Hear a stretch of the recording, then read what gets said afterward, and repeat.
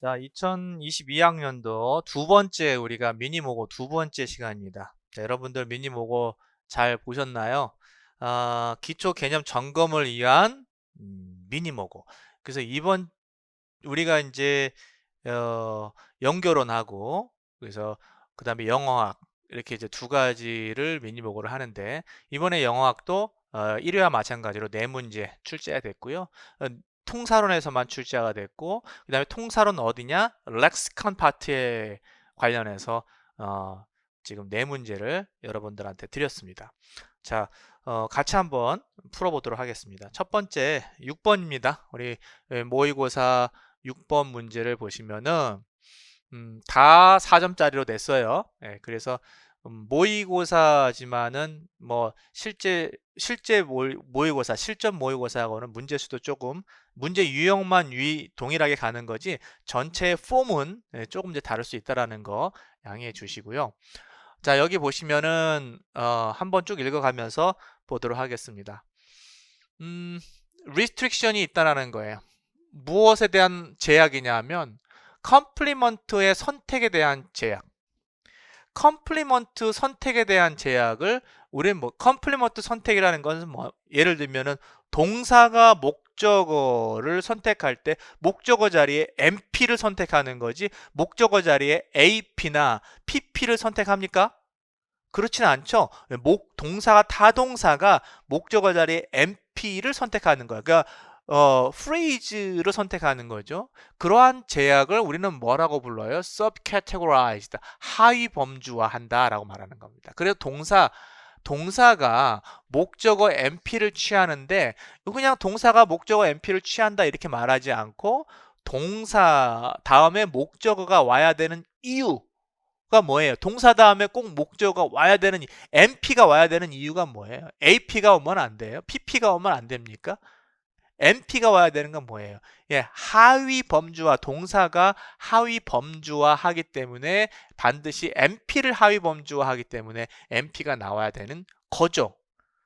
여기까지는 이해 되시죠? 그래서 우리가 렉시칸 파트에서 여러분들이 하위 범주화를 공부하셨다면은 여기까지는 오케이 읽어 내려가는데 문제가 없을 거라고 봅니다. 자, 그런데 항상 이 however나 but이나 yet 문제죠. There are severe restrictions on the MP. MP를 취하는 거는 지금 문제가 없는데 MP의 클래스에 대한 이 제약이 또 있다라는 거죠. 이게 무슨 말이냐? 1번의 데이터를 보시면 타동사예요. convince 타동사인데 뒤에 뭘 취했어요? 목적어로서 둘 다 MP를 취했습니다. 그런데 A는 괜찮고 B는 괜찮아요. 그러니까 여기에 MP를 취해서 문제가 생기는 게 아니라 뭔가 하위범주화 말고 다른 문제가 여기에 개입이 된 거죠.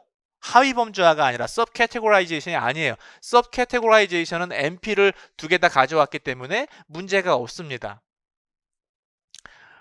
그래서 여기에서는 그럼 무슨 문제 때문에 저 문장이 좋지가 않은가 보시면 relevant restrictions seem to 무슨 제약이냐면은 MP complement는 요거죠.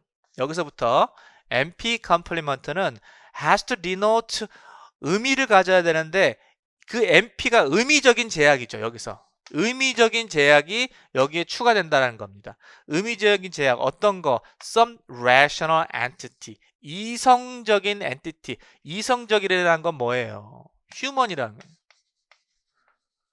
human being이죠. 인간이 이성적이니까 인간 말고 이성적인 게 또 있나요? 뭐 어떤 것도 됩니다. AI 어떤 것도 와야 됩니다. 그래서 여기에 그러한 의미를 가진 MP가 와야 된다. 그래서 여기에 뭐라고 부르냐면은 we can say that it is a 단순히 범주적인 제약이 아니라 semantic property, semantic property가 지금 여기에 개입을 한다. 이 말이죠. 자, 그러면 semantic property를 우리는 뭐라고 부르냐? 여기 there is 또한 자, semantic restriction. 요것이 이제 우리가 얘기한 두 번째 제약이 되는 거죠. 첫 번째는 범주적인 제약이었어요. 그걸 뭐라고 불렀어요? subcategorization이라고 불렀고, 의미적인 제약이 들어간다. 그래서 아까 convinced 같은 거, 그 목적어 자리에 rational한 개체가 들어가야 된다라고 얘기했고, 그 다음에 뭡니까? 주어 자리에도, 목적어뿐만 아니라 주어 자리에도 이 의미적인 제약이 적용이 된다라는 거예요. 여기에. subcategorization은요. subcategorization 이것은 컴플리먼트에 대한 범주 제약이에요. 컴플리먼트에 대한 범주 제약입니다. 컴플리먼트에 대한 범주 제약. 그런데 우리가 이제 의미 제약이라고 했을 때는 selection restriction이라는 개념을 사용하죠. 선택 제약. 이 선택 제약은 의미적인 제약을 말하는데, 이 선택 제약은 컴플리먼트뿐만 아니라 누구도 제약을 해요? 주어도 제약을 하는 거예요. 주어도. subcategorization은 sub이잖아. sub 아래. 그러니까 자기 아래에 있는, 즉 자기 왼쪽에 있는 요소들에 대한 범주를 제약하는 건데, 범주의 위치, 범주의 뭡니까? 생성을 제약하는 건데, 이 selection restriction은 주어까지도 확장이 된다는 것을 이야기하고, 여기서 동사 faint는 역시 주어가 MP여야 하지만은 이때의 그 의미적인 측면에서 mother는 괜찮고 theory는 좋지 않은 이유는, theory가 뭐 때문에 그래요? 비이성적인 개체이기 때문에 그런 거죠. 자, 여기까지 내용 괜찮죠? 비이성적인 개체이기 때문에 좋지가 않은 겁니다. 물론 책에서는 여기 비문법적이라고 하기보다는 엄밀히 말해서는 뭐 이렇게 물음표를 찍거나 이렇게 해가지고 문법적인 비문이라기보다는 의미적인 측면이기 때문에 저것을 비문법적이라고 말할 수는 없다라는 책도 있습니다. 그러나 여기서는 그냥 단순화시켜서 그냥 좋지 않다라는 것을 다 비문법이라고 말해 보도록 하겠습니다. 그래서 이 만약에 논항이라는 개념을 썼죠. 논항은 subject도 논항이고 complement도 논항이죠. 그렇다면은 we can say that selection restriction, 선택 제약은 어디에? 논항에게 가해지는, given item은 이제 predicate이 되는 거죠. 수로하고 논항에게 가해지는 제약이다. 의미적인 제약이에요. 그래서 여기까지가 이제 지문이 끝났습니다. 지문 내용이 끝났습니다. 자, 한마디로 말하면 동사가 의미적인 제약을 가할 때 누구한테 가해요? 그 동사의 논항에게 가한다는 거예요. 동사의 논항에게. 그래서 쉽게 말하면 동사의 목적어나 주어에 의미적인 제약을 가한단 말이죠. 자, 이제 문제 들어갑니다. 요건 디렉션이고요. 요거는 이제 우리가 분석해야 될 데이터입니다. 자, 디렉션 읽어보면은 3의 A는 ungrammatical 하다고 이미 표시를 해줬어요. 그 다음에 3B 같은 경우는 grammatical 해요. 그래서 요건 비문법적이고 문법적인 이유를 설명하라 했습니다. 그래서 각각 설명하라고 그랬어요. 그러니까 3번의 A는 왜 비문법이고 3번의 B는 왜 정문인지를 설명을 각각 해야 돼요. 근데 무엇을 사용해서? selection restriction을 사용해가지고, 개념을 사용해가지고 selection restriction과 an argument relation, 즉 다시 말하면은 selection restriction 이라는 개념 자체에 argument의 개념이 들어가는 거기 때문에 선택 제약과 관련해서 이것을 문법성을 설명해 주면 되겠습니다. 그러면 아까 얘기한 것처럼 선택 제약과 관련해서 문법적을 설명할 때 선택 제약은 누구한테? each argument한테요. 그 논항한테 선택 제약을 가합니다. 그러면 이 persuade의 뒤에 나오는 여기 있는 NP는 persuade의 논항이에요. 여기에 논항입니다. 그러니까 얘한테 의미적 제약을 가하겠죠. 그러면 의미적으로 설득시키다니까, 그럼 여기는 설득되는 개체가 와야 돼. 설득되다, 안 되다 라는 그런 개체가 오려면은 여기는 어떤 요소가, 의미적으로 어떤 요소가 와야 돼요? rational entity가 와야 돼요. rational entity가 와야 된다는 거야. 아까 얘기한 것처럼.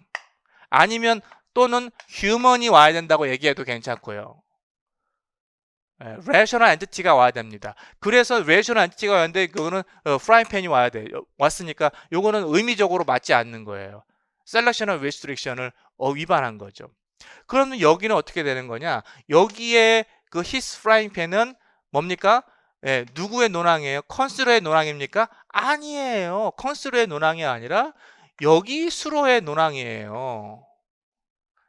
indispensable에 대한 논항입니다. 그러니까 이 consider는 여기에 대해서 어떤 제약도 가하지 못하는 겁니다.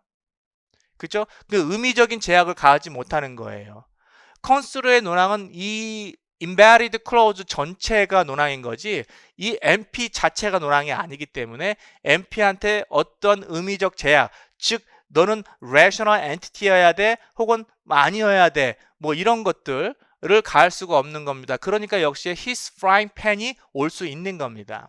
자, 이렇게 해서 답안을 작성해 주셔야 되고 제가 여러분들한테 이렇게 썼으면 좋겠다 하는 답안 약간 뭐 길다고 느껴지는데 요 답안을 보시면은 제가 쓴 답안입니다.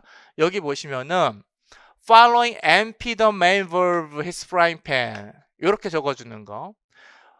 his frying pan 3A의 following 메인 버브가 뭐였었어요? 메인 버브가 persuade였잖아요. persuade의 다음에 나오는 MP 즉 his frying pan은 object이다. 동사의 목적어다 이 말이죠. 즉 동사의 논항이다.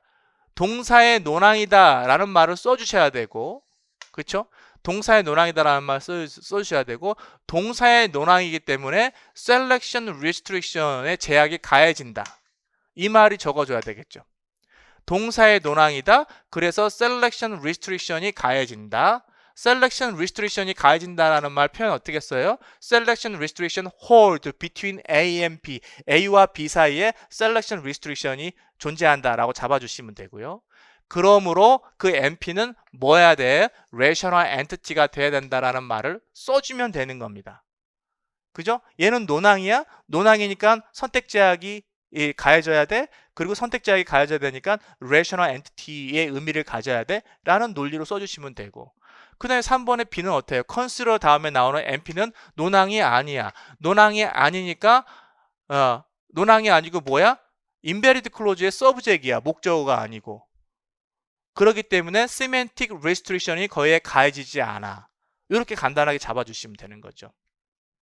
그러니까 이 답안을 쓸 때 그 MP가 his frying pan이 논항이냐 아니냐를 잡아줘야 돼. 논항이냐 아니냐. 그쵸? 논항이면은 semantic restriction이 가해지고 의미로 rational entity여야 돼. 논항이 아니므로 rational entity든 아닌지 그거 semantic restriction이 가해지지 않아. 이 내용이 꼭 들어야 되겠죠. 자, 이렇게 해서 작성해 주시면 됩니다. 그 다음에 두 번째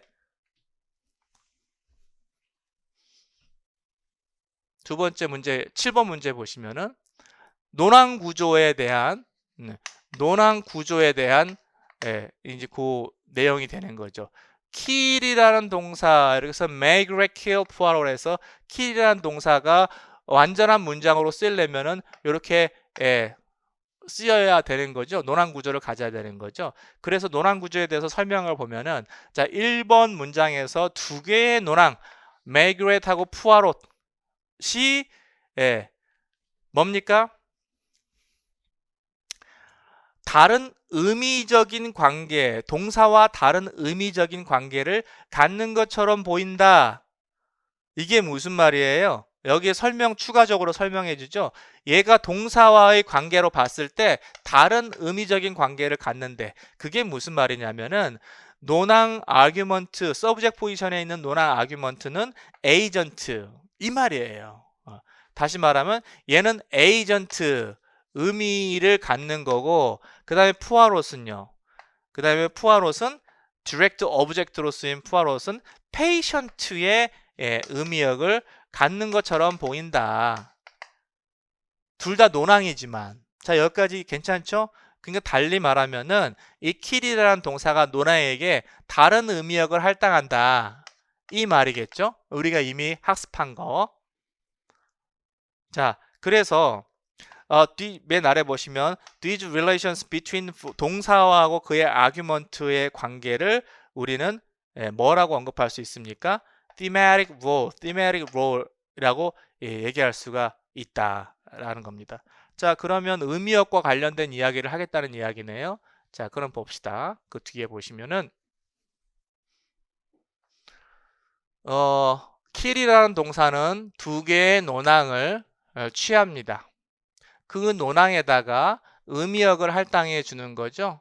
그래서 그것은 agent라는 의미역을 subject argument에다가 할당하고 patient라는 의미역을 object argument에다가 할당해야 하는 겁니다. 근데 2번을 보시면은 여기에 목적어가 없어요. 그 다음에 B번은 지금 목적어로 쓰이는 게 지금 두 개가 있어요. 이 둘 다 좋지 않은 문장이에요. 여러분들한테 이것이 왜 좋지 않은 문장이냐라고 한다면 우리는 보통 어떻게 얘기했어요? 목적어가 없잖아. 여기는 목적어가 너무 많잖아. 뭐 이 정도 수준에서 이야기하겠죠. 그러나 지금 통사론에서는 그렇게 이야기를 바라는 게 아니라 어떻게 의미역과 관련해서 이것을 이야기하기를 바라는 거죠. 그래서 의미역과 관련해서 이 비문법석을 어떻게 이야기하냐면 2번의 A에서 second MP가 없는 거, 이 MP를 얘기하는 거죠. second MP가 없는 것이 sentence를 ungrammatical하게 만든다. second theta role을 cannot be assigned. 왜냐하면 이 MP가 없는 게 왜 문제가 되냐면 두 번째, 이게 두 개의 의미역을 갖고 있단 말이야. 두 개의 의미역 중에 하나는 얘한테 할당하고 하나는 얘한테 할당해야 되는데 할당할 논항이 없게 되는 거죠. 그래서 그 말입니다. second 두 번째 세타로를 patient be assigned. cannot be assigned. 할당될 수가 없기 때문에 비문이다 이 말입니다. 그 무슨 얘기 하려고 그러는지 감이 잡히시나요? 2번의 B는 왜 역으로 반대로 extra MP 여기에 추가적으로 추가된 MP가 지금 문장에 있는데 이 추가된 MP는 얘한테 의미역을 하나 할당하고 또 얘한테도 의미역을 할당하고 그럼 얘는 지금 의미역을 받을 게 없잖아요. 의미역을 못 받기 때문에 이것은 비문이 된다는 겁니다. 그래서 여기 보시면은 이 추가된 extra MP는 cannot be assigned thematic로 여기하고 무슨 차이죠? 여기는 할당해 줄 MP가 없는 거고 할당해 줄 MP가 없는 거예요. 이래도 비문이고 여기는 다 할당하고 이제 더 이상 할당할 의미역을 갖고 있지 않는 거야. 왜냐하면 kill이라는 것은 이항수라기 때문에 그렇죠. 이항수라는 것은 무슨 뜻이에요? 두 개의 의미역을 두 개의 세타 롤만을 할당해 주는 거죠. 문장을 완성하기 위해서 두 개의 세타 롤만 할당하는 건데 하나가 더 있기 때문에 얘한테 줄 의미역이 없는 거죠. 그 의미역을 받지 못하면은 이것은 비문이 되는 거고 그 다음에 의미역을 받아야 되는데 그 받아야 될 논항이 존재하지 않으면 그것 또한 비문이 되는 겁니다. 자, 그래서 이러한 내용과 관련된 문법 룰이 뭐예요? 세타 크라이테리언이죠. 의미역 기준입니다. 의미역 기준이에요. 그래서 의미역 기준은 지금까지 한 얘기를 이제 응축시켜서 이야기하죠. 각각의 논항은 오직 one and only one theta로 각각의 논항은 한 개의 의미역을 가져야 된다. 한 개의 의미역, 각각의 논항은 한 개의 의미역을 가져야 돼. 두 개의 의미역을 가지면 안 돼. 논항이 0개의 의미역을 가져도 안 돼. 하나만, 오직 하나만. only one and only one. 오직 한 개의 의미역을 가져야 된다. 이게 세타 크라이테리언이고 그 다음에 각각의 의미역은 할당되어져야 된다. 각각의 의미역은 여기에 is가 들어가야 되겠죠? 네. 각각의 의미역은 할당되어져야 한다. 누구한테? 오직 하나의 아규먼트에다. 하나의 논항이 하나의 아규먼트에다 할당이 되어져야 되고 하나의 아규먼트는 하나의 논항만 가져야 된다는 거야. 딱 하나씩. 됐죠? 그러면 이러면 돼요, 안 돼요? 하나의 논항이 두 개의 아규먼트를 갖게 되면 돼요, 안 돼요? 안 되는 거예요. 하나의 논항은 하나의 아규먼트를 반드시 가져야 되는 거예요. 됐죠? 안 가져도 안 되고 너무 과하게 가져도 안 되는 겁니다. 하나는 딱 하나의 노랑은 하나씩. 자, 그 얘기가 지금 세타 크라이테리언이고, 만약에 그것을 어긴다면은 비문이 되는 거예요. 무엇을 위반해서? 세타 크라이테리언을 위반해서. 자, 그러면 여기 또 들어갔네. 자, 그러면 디렉션 한번 보도록 하겠습니다.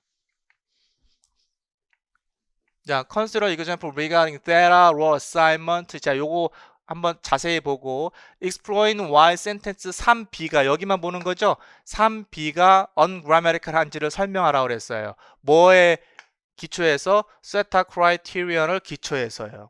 자, 그러면 세타 크라이테리언이라는 요것을 용어를 적절히 사용해서 요거를 설명해야 돼. 학교 문법적으로 설명하면 안 되고요. 그쵸? 자, 여기 보시면은 왜 그러면 3번에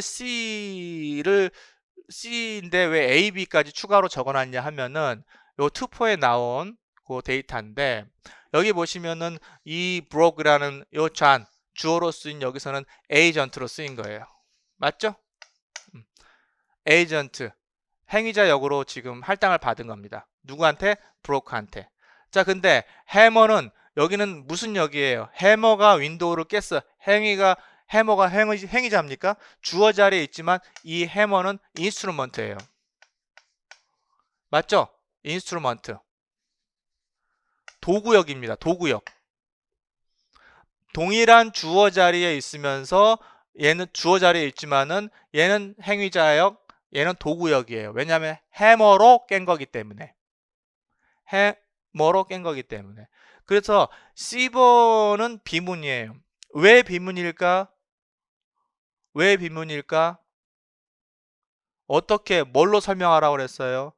지금 투포에서는 이것을 뭘로 설명하냐면은 요 자는 에이전트고 요 해머는 인스트루먼트이기 때문에 에이전트와 인스트루먼트 서로 다른 의미역을 코오디네이션 시키지 못합니다. 요 정도로 나와 있어요. 서로 다른 의미역을 코오디네이션 시키지 못합니다. 요렇게만 나와 있어요. 요렇게 나와 있는 데이터를 저는 어떻게 여러분들한테 제시를 했냐면은, 그렇게 설명하는 게 아니라 지금 뭐 때문에? 세타 크라이테리언, 서로 다른 의미역이 코오디네이션 되지 않는다라는 개념으로 설명하면 안 되고 세타 크라이테리언으로 이것을 설명해야 돼요. 그럼 세타 크라이테리언은 뭡니까? 각 논항에 뭐만 할당해야 돼? 하나의 one and only one 데이터 롤만 할당되어야 됩니다. 각 논항에 하나씩만, 너도 하나씩 빵 2개 먹으면 안 돼. 하나씩 자식들한테 나눠줘야 돼요.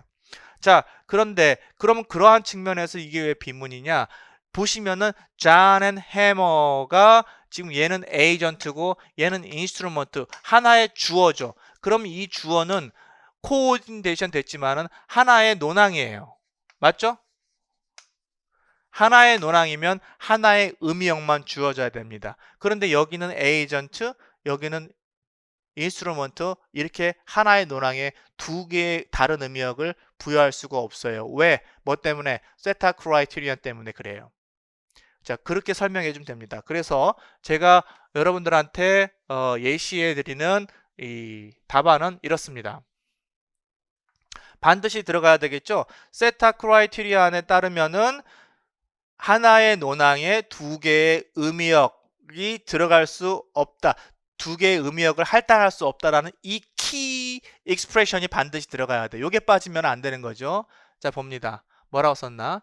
브로크는 투 플레이스 스프레드에 계십니다. 그래서 각 논항은 오직 하나의 세라롤만 할당되어야 됩니다. 그런데 3C는 conjoint MP, conjoint MP 서브젝에 지금 코디네이션이 된 그 MP는 2개의 다른 세타롤을 가지고 있다는 거예요. 에이전트하고 인스트루먼트.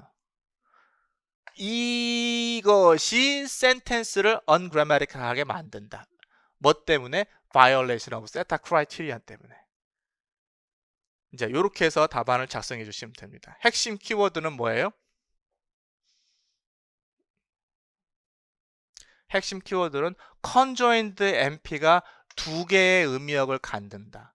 2개의 의미역을 가져서 세타 크라이테리언을 위반해서 비문이다 라는 것을 이렇게 표현해 주면 되겠죠. 자, 그 다음에 8번 들어가 봅니다. 자, 그래서 두 번째는 세타 크라이테리언에 대한 그 내용이었고요.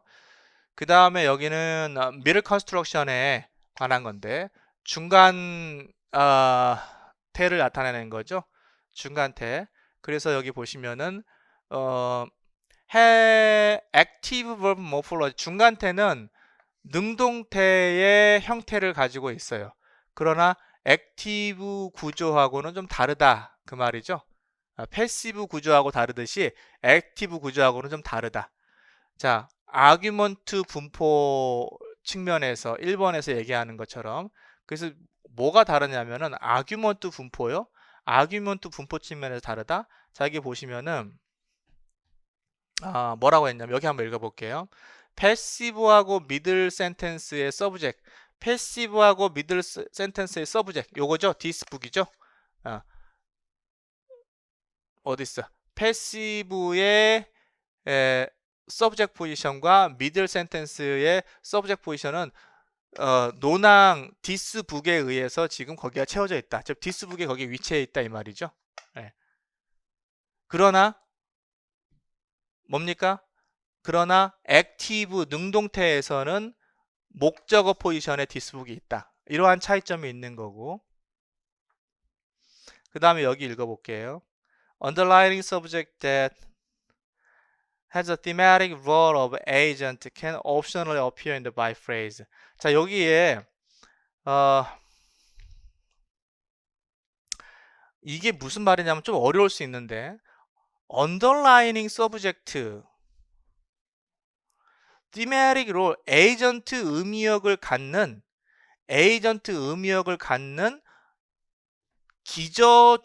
기저주어라는 말이 무슨 말입니까? 여기 이 주어를 얘기하는 게 아니죠. 여기 있는 주어는 표면적인 주어예요. 즉 superficial subject이에요. underlining subject이 아니란 말이에요. 그럼 underlining subject이 뭐예요? 변형이 있기 전에. 그럼 얘네들은 원래 변형이 있기 전에 언더라이닝 서브젝트 변형이 있기 전에 주어는 뭐예요? 이런 게 주어였었지. 패시브에 따르면은 by 이하가 원래 주어 자리에 있었잖아요. 그래서 얘네가 언더라이닝 서브젝트라는 거야. 그게 언더라이닝 서브젝트니까 얘네가 에이전트 롤을 갖게 되고 지금 뭘로 표현됐어요? by 이하로 표현이 돼 있어요. 그런데 지금 액티브하고 패시브의 차이를 얘기했는데 미들하고 패시브 차이를 보면은 동사 차이는 있지만은 첫 번째 무슨 차이가 있어요?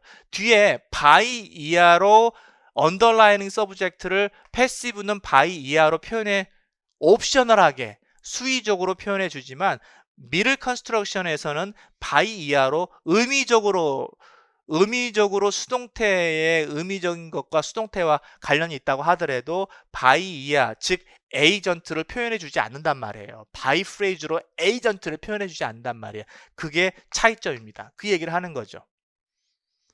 그죠? 네. 그거를 잘 기억해 두시고요.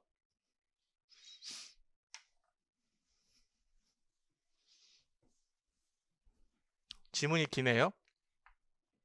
자, 아까 여기까지 읽었죠? 네. 하지만 it is unable to do so in the middle class. 이 middle 중간태에서는 by phrase로 표현할 수 없다. 에이전트를 by phrase로 할 수 없다. 이제 그것을 여기까지 이야기해 준 거고. 자, 이것이 의미하는 바가 뭐냐? 이것이 의미하는 바는 비록 패시브 수동태에서는 에이전트 롤을 가진 MP, 에이전트 롤을 가진 MP는 underlining 서브젝트죠. 아까 underlining 서브젝트. 이 에이전트 롤을 가진 그 MP는 does not appear superficial in the sentence. 예. 수동태에서 요거 잘 보세요. 수동태에서 원래 주어로 쓰였던 에이전트 롤을 가진 MP는 표면적으로 나타나지 않을 수도 있어요. 즉 수위적으로 나타날 수도 있고 아까 어떻게 쓰였습니까? by me가 나타날 수도 있고 나타나지 않을 수도 있단 말이야. 맞죠? 예. 자, 그렇지만은 요렇게 나타나지 않는다고 해도 패시브 센텐스에서 에이전트 롤을 가진 NP가 비록 수의적으로 나타나지 않는다 하더라도 even though 그럴지라도 we should not say that이야라고 말하지는 않는단 말이죠. 무슨 말이야? 이것이 센텐스로부터 즉 이 NP가 이것이 비록 보이지 않더라도 센텐스에서 이 개념 에이전트라는 이 개념이 완전히 disappear 사라진 것은 아니다. 사라진 것은 아니다. 이 에이전트라는 의미가 눈에 보이지 않더라도 그 행위를 주체한 그 행위가 누구에 의해서 행해졌다. 그 동사의 동작이 누구에 의해서 행해졌다라는 그 의미는 그 전체에 깔려 있다라는 얘기죠. 에이전트가 분명히 있다. 이 수동태를 야기한 에이전트가 표현은 안 됐지만 분명히 존재한다. 라는 그것은 여전히 받아들일 수 있다는 얘기예요. 그래서 그것을 어떻게 하냐? It is because certain agent-oriented expression을 사용할 수 있단 말이죠. 어디에? passive sentence에.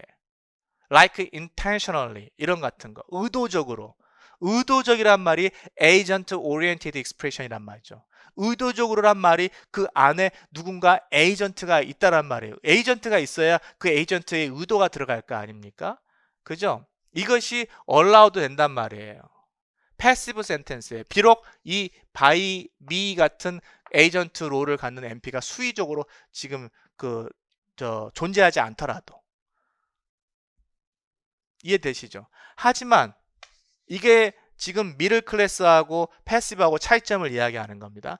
하지만 미들 클래스는 에이전트 오리엔티드 익스프레션을 쓸 수가 없어요. 왜? 미들 클래스는 그 의미 자체가 수동형과 비슷하다고 하지만은 그 의미 자체에 어떤 그 동사의 동작을 행한 에이전트가 있다라는 그 의미가 전혀 깔려 있지 않습니다. 그래서 여기 보시면 in the middle sentence, agent-oriented expression은 cannot appear, 나타날 수 없어. 즉 예를 들어서 intentional 이런 말 쓸 수 없단 말이에요. agent-oriented expression을 쓸 수 없단 말이에요. 왜냐하면 the sentence는 does not have, 가지고 있지 않아요. any thematic role, agent role 자체를 아예 가지고 있지 않다. 즉 이 말은 행위자가 이 동작의 행위자가 존재한다라는 그것을 완전히 배제시켜버린다는 거죠. 이걸 볼게요. 이번에 보시면은 This book was read 했을 때 수동태로 썼어요. 이 책은 잘 읽혀졌다. 의도적으로 잘 읽혀졌다. 지금 에이전트가 있어요? 없어요? 없습니다. 여기에 수의적으로 에이전트가 없어요. 그렇지만 intentionally 하는 agent oriented expression을 충분히 쓸 수 있어요. 의도적으로 잘 읽혀졌다. 그런데 여기에서 지금 그 책은 잘 읽힌다 라는 책의 속성을 나타내는 middle construction에서는 이러한 agent oriented expression, 의도적이라는 그런 표현을 적절하지 않죠. 왜냐하면 에이전트가 아예 배제돼. 에이전트라는 의미가 완전히 배제된 구문이기 때문에. 자, 그래서 여기서 지금 지문이 끝나고요. 지문이 끝나고 여기 보시면은 Consider the example, choose all the grammatical sentence, 모든 grammatical sentence를 선택하라. 요거 잘 하셔야 되고 그 다음에 explain why they are ungrammatical. grammatical sentence를 선택한 다음에 그 이유를 설명해 주는 거죠. 자, 그러면 여기서 몇 번이 문제냐면 여기 보시면은 A번은 bribe, easily 이렇게 들어가서 여기에 middle construction이에요. middle construction인데 여기 by ear가 들어갔죠. by ear가 뭐예요? 누구누구에 의해서라는 것은 이게 뭐예요? agent oriented expression이잖아. 이거랑 같이 쓸 수 없다고 그랬잖아. 그러니까 요거 비문이에요. 그 다음에 여기는 능동태니까 얼마든지 you to keep 요거 어떻게 해석해요? 뭐뭐 하기 위하여 뭐뭐하기 이와여라는 의도가 들어가는 거잖아요. 그러면 뭐뭐하기 이와여, 우리 소위 말하는 투부정사의 목적어 구문, 그것도 에이전트 오리엔티드 익스프레션이라고 할 수 있겠죠. 능동태는 얼마든지 쓸 수 있습니다. 자, 여기에는 is를 이렇게 들어갔으니까 이것은 지금 미들 클래스가 됩니다. 미들 클래스 중간태에 to 이하를 넣을 수 없죠. 이 to 이하는 뭐라고 그랬어요? 에이전트 오리엔티드 익스프레션이니까 투부정사의 소위 말하는 목적어적인 부사적인 용법 있잖아요. 그런 것과 쓸 수 없다라는 거예요. 비문입니다. 그 다음에 D1 뭡니다. 요것도 중간 구문이에요. deliberately, 일부러, 의도적으로 라는, 여기서 deliberately 라는 것도 agent oriented expression이기 때문에 얘도 쓸 수가 없어요. 비문입니다. 그 다음에 2번에 수동입니다. 수동 구문은 agent oriented expression과 같이 쓸 수 있어요. 비록 agent를 나타내는 NP가 존재하지 않더라도, 표현되지 않더라도. 그 다음에 여기는 수동태이기 때문에 수동태는 여기도 얼마든지 deliberately와 함께 쓸 수 있습니다. 자, 그럼 여기서 grammatical sentence A, C, D 잡으시고, 얘네들은 중간태다. 중간태는 그 특성상 agent oriented expression과 함께 쓸 수 없다라는 그 key expression을 집어넣어주면은 좋은 답안이 되는 거죠. 그래서 여기 한번 보겠습니다. 센텐스 A, C, D가 ungrammatical 하다 잡아주셔야 되고, 그 다음에 여러분들 답안 쓰다가 왜냐하면 막 연결사를 막 늘려두면 연결사 넣으면 문장 전체를 이유를 설명하려고 막 그렇게 집중하다 보니까 연결사를 많이 쓴단 말이야. 연결사 쓰지 않아도 문장 딱딱 끊어도 그 문장이 왜 비문인지 자동으로 연결되게 돼 있어요. 연결사 너무 많이 쓰지 마세요. 예. 그래서 모든 걔네들은, 여기 A, B, C들은 미들 센텐스다. 미들 센텐스는 뭘 포함시키지 않는다? 에이전트 thematic 롤을 갖지 않는 거다. 그래서 에이전트 오리엔티드 익스프레션, by phrase, to infinitive, 그 다음에 adverb deliberately 같은 이러한 에이전트 오리엔티드 익스프레션을 쓰지 않는다라는 거 간략하게 표현해 주면 됩니다. 그 다음에 마지막 문제예요. 마지막 문제는 허사. 네, 허사에 관련된 겁니다. 허사는 뭐다? Do not add any structural grammatical meaning to a sentence. 어떠한 의미도 추가하지 않는, 허사는 어떠한 문장에 어떠한 의미도 추가하지 않는다. 됐습니까? 이미 알고 있는 거죠. 그래서 뭐라고 불러요? 더미. 네. 우리 더미 인형 막 하잖아요. 더미 인형. 네. 그 더미라고 부릅니다. 왜냐하면 어떠한 정보도 문장에 추가하지 않기 때문에 정보가 없다라는 거죠. 그래서 굉장히 인상적이다. 자, 어떤 측면에서 인상적이냐면은 여기 보세요. 첫 번째, They always appear in the surface subject position. 항상 어느 위치에 위치하는 거냐? 주어 자리에 위치합니다. 굉장히 중요한 자리고, 중요한 개념이고요. 허사는 주어 자리에 위치한다. 반드시 잡아줘야 되고, 그 다음에 두 번째로는 허사에 대한 두 번째 특징은 thematic role from the predicate로부터 의미역을 받지 않아요. 당연히 의미역을 받지 않겠죠. 덤인데, 허수아비인데 거기에 의미가 있을 수 있어요. 그러니까 의미역을 받지 않아요. 의미역을 받지 않는 그 포지션에 있어야 돼요. 맞죠? 자, 의미역을 받지 않습니다. 요 두 개 들어갔고요. 그래서 결과적으로 expletive는 never appear in the object position에 위치할 수가 없다. 여기에 위치하면 안 되는 거예요. 여기만 위치할 수 있는 거죠. 주어 자리에 위치할 수 있고 주어 자리에서도 의미역을 받으면 안 돼. 그러면 A번에 의미역을 받는 자리가 아니에요? 그렇죠. 이게 one place predicate이기 때문에 is는 뭐뭐가 있다라는 one place predicate이기 때문에 논항 하나만 필요로 하지 이 자리에는 논항을 주는 자리가 아니라는 것을 확인할 수가 있습니다. 자, 그러면 디렉션 보겠습니다. 자, 센텐스 2번에는 expletive there과 it을 포함하고 있죠. 그래서 어디 포함하고 있나?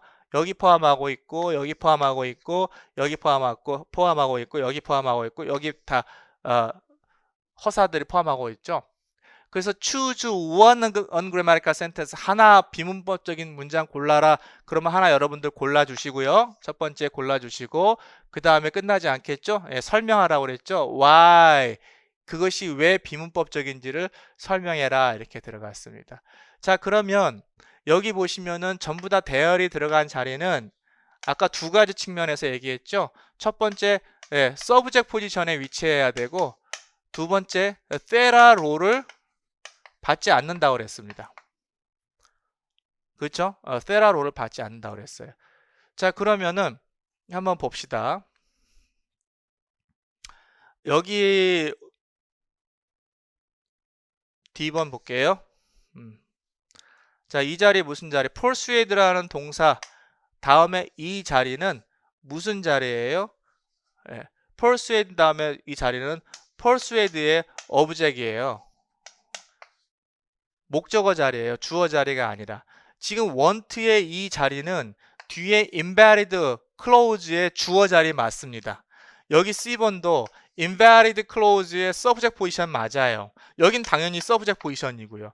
그러나 D번 같은 여기 자리는 invalid clause의 subject position이 아니라 persuade의 object position이에요. 그걸 어떻게 알아요? 이 동사의 특징을 잘 알아야 돼요. 동사의 개별적인 특징을 여러분들이 알고 있어야 돼요. 자, 여기서 지금 이 문제를 통해서 여러분들이 모른다면 일단은 persuade 다음에 이러한 구조 있죠. 동사 나오고 NP 나오고 to infinitive clause 나오는 거, 이러한 구조에서 이 NP가 이 동사의 목적어냐 아니면 여기에 invalid clause의 subject 자리냐, 이것을 명확하게 구분해야 되는데 그것을 구분하는 근거는 이 동사가 어떤 동사냐에 따라 달라요. 이 어떤 동사냐에 따라 다릅니다. 예를 들어서 지금 persuade 같은 경우는 persuade 같은 동사는 이 뒤에 나오는 NP가 persuade의 목적어예요. 목적어입니다. 그 다음에 나머지 want라든지 그 다음에 no 같은 동사들은 뒤에 나오는 것들이 지금 뭐예요? invalid clause의 subject이에요. 동사의 목적어가 아니라.